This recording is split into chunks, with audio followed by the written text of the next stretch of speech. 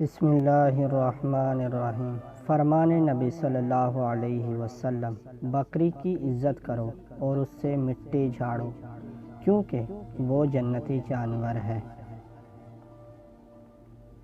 رسول اللہ صلی اللہ علیہ وسلم نے فرمایا، جو شخص اللہ کی رضا کی خاطر مسجد بناتا ہے تو اللہ اس کے لیے جنت میں گھر بناتا ہے۔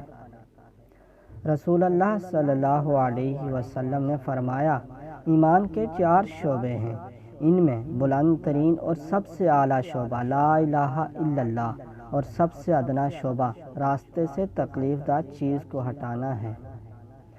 رسول اللہ صلی اللہ علیہ وسلم نے فرمایا، آدمی کی بہترین خوراک وہ ہے جو وہ اپنی محنت سے کما کر کھائے۔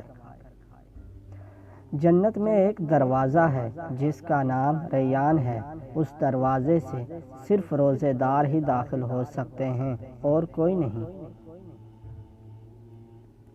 رسول اللہ صلی اللہ علیہ وسلم نے فرمایا، میری امت کے لوگوں میں اس وقت تک خیر باقی رہے گی جب تک وہ افطار میں جلدی کرتے رہیں گے۔